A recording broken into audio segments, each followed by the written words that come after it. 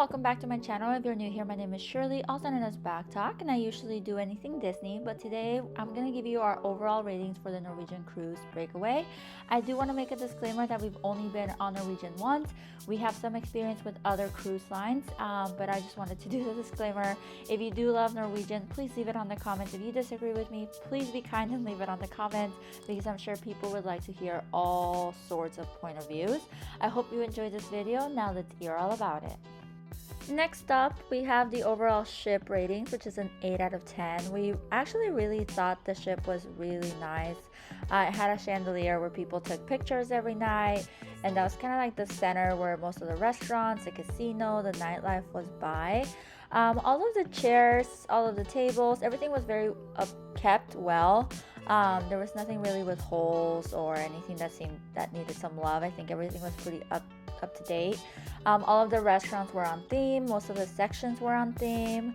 We liked that there was sections for little kids, there were sections for teens, there were sections for adults. So it was really nice because we felt like we didn't really see that many kids because we spent most of our time in the adult sections or in the Vibe Lounge. The outside area is nice. We didn't spend too much time just because of that Florida heat. We spent more time inside or on the Vibe Lounge. But there's a lot of seating outside and there's bars outside that I know a lot of people enjoyed. And then the general pool area is nice, but it does get very crowded and there's not a lot of shade, so that's why we took a couple points off. So if you're not willing to spend extra money on the Vibe Lounge, you're really not gonna get much shade. We really enjoyed the Vibe Lounge. We thought it was worth our money. It's just a little upsetting that you have to pay extra to get shade on the cruise, but it was worth it for the jacuzzis and the private bar, so we would recommend it just for that alone. And there was always a chair. I think we loved this portion of the cruise the most. And there's some great amenities. Like I said already, there's like arcades or sections for different ages. There's also a gym that we never used. There's a track.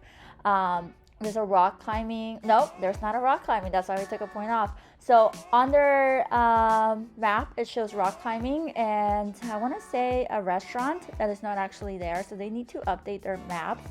But they do have like a ropes course that was really fun, and you could do it at any age. But yeah, they just need to update the map and more shade. Next up, we have entertainment, which we gave it a rating of 8 out of 10. We actually thought the entertainment value on the Norwegian cruise was great. Like I said, there's arcade and fun games for younger kids. We are adults, so we mostly focused on that. We went to Bliss almost every night and danced almost every night. I think every night actually. And it was a lot of fun. There's like a dance floor. I think the only thing we would ask is for them to do maybe paper cups, because a lot of people dropped their drinks and the music had to stop, and I don't know why they wouldn't just have paper cups. Maybe sustainability. And then there is a casino. We didn't play any games, but there was a lot of machines. The reason we didn't play any is because we live in Arizona, so we are 4 hours away from Vegas, and we were gonna go to Vegas, I want to say a week or two after our trip, so there was no need. But there was many people gambling all night, all day, so many options. And then you have comedy shows. You have Dueling Pianos, which was one of our favorites. You have Six, the musical, so much fun. You have a dancing show that was pretty good. I'm trying to think what else. There was like a singing, a cappella thing going on. But there was just a bunch to do, especially at night. They had the glow party that was really fun. They had the ice bar, which you pay $15 to go in for 20 minutes, and you get 2 free drinks, which is already worth it. And if you get the drink package in your price or included, that makes it just a little more fun. The comedy shows were pretty good. I felt like some of them repeated jokes, and I know it's kind of tough not to, but if you have the same audience for 5 days, it's gonna be the same people listening. And they had art shows and other great things, so entertainment was really great on the ship. Next up, we have the food. Now this is one of our lowest ratings. We gave food a 4 out of 10.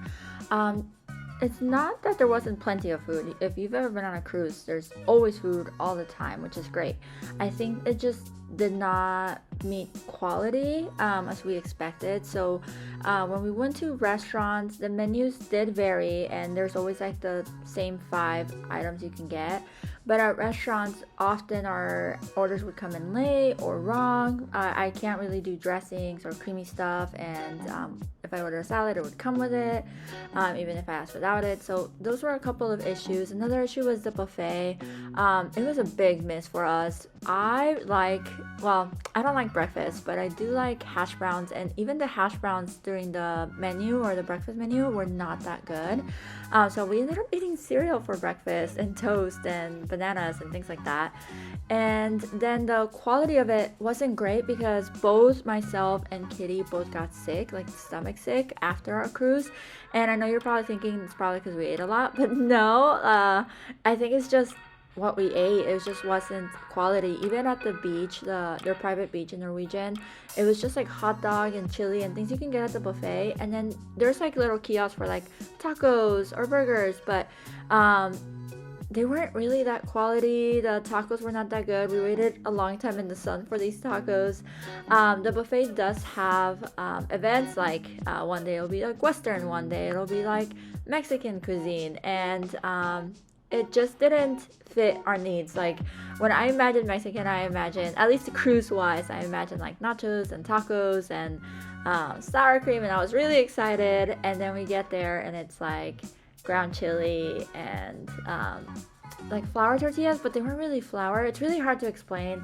The pictures you can see, the food looks nicely presented, but it's just missing something, like a flavor. It's missing salt. I really don't know. I do want to just say that I am extremely picky, so I didn't try any of like the seafood dishes, or maybe that's where it was at. So we didn't try any of that. We didn't try any of like the fancy, like, ooh, this is like the gourmet option for tonight. So we didn't try that. So please think about that as you consider my review. But yeah, overall we got a little bit sick, and not a little bit, we got sick, and we just left the cruise hungry somehow, even though you're supposed to eat a ton while you're on the cruise. The drinks themselves were fine. There was no issues really with our mixed drinks or any type of drink. And then the restaurants, the specialty restaurants, we only did one because there's like, I don't know, maybe 6, it's been a while, but where you have to pay extra to be at the restaurant. We went to the Brazilian steakhouse. That was a really good experience. Overall, the food was great there. So maybe specialty restaurants is where it's at. We only ate at the complimentary restaurants and the buffet, and that is not where it's at. But yeah, so we gave it a 4 out of 10. Next up, we have ports, which we gave it a rating of 5 out of 10. This also includes excursions, but disclaimer, we only did one excursion, and that was swimming with the pigs. So that was the only thing that went towards the rating, and we did not like swimming with the pigs. We would not recommend swimming with the pigs. All I will say is that while you're swimming with the pigs, you're feeding them apples, which are high on fiber, and then you're swimming with them. And I think you can connect the dots from there, but do not do it. We would not recommend. Do something else instead. But that's all we did for excursions. When it came to ports, we went to 3 ports. Unfortunately, we were rerouted, and we ended up going to the Carnival Cruise port, Puerto Plata. And there we had fun. I think we liked it. It's very like, you're inside a tiny little space. It felt kind of like Disneyland, which is really weird to describe, but it's enclosed. You don't feel like you're in the Dominican Republic. You definitely know you're like in the center of like a tourist port. They had pools, which is nice. We did paddle boarding. The water was not great for paddle boarding, and I would just say that we did not enjoy our paddle boarding experience. But there was other people doing bicycles and things like that. Overall, it was a really nice little area. You felt safe the entire time.